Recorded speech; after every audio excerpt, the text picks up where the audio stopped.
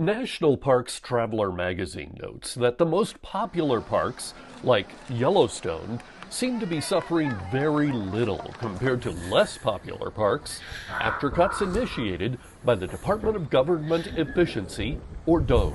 So far, so good. It was nice. We got here yesterday. No problem on traffic. No problem getting in the park. You zip right through. And that's just what I saw at the most popular entrance at West Yellowstone this past week.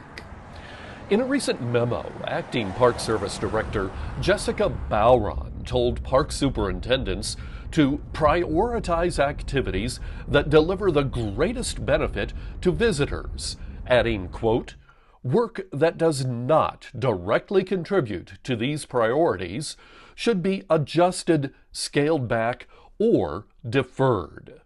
But in a letter to the Interior Secretary, 5 former National Park Service directors and 13 former deputy directors say that resource protection and research is suffering as a result.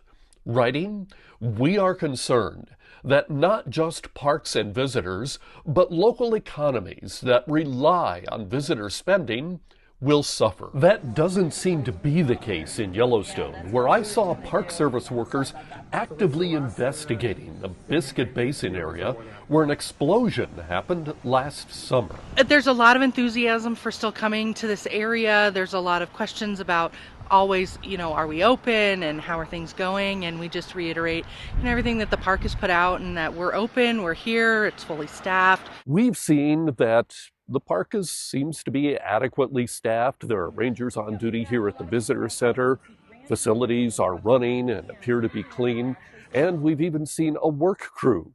However, the park isn't talking too much about that, aside from an off-camera chat briefly with Superintendent Cam Shawley.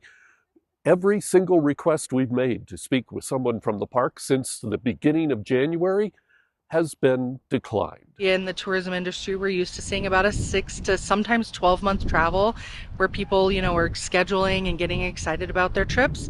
But I feel like with a little bit of the uncertainty with international right now and kind of where the government is at, and, just bringing in a new administration, it feels like the booking windows are shortening. So sometimes it's a month lead or even a few weeks. If a family sees the gas prices have dropped, then they're going to travel. Tina and her husband did bump into that staffing problem the National Parks Association is talking about. I went to Little Bighorn, so to see the Custer's Battlefield. So that was the National Park Service app said it was open. I called ahead of time, said it was open from 9 to 5.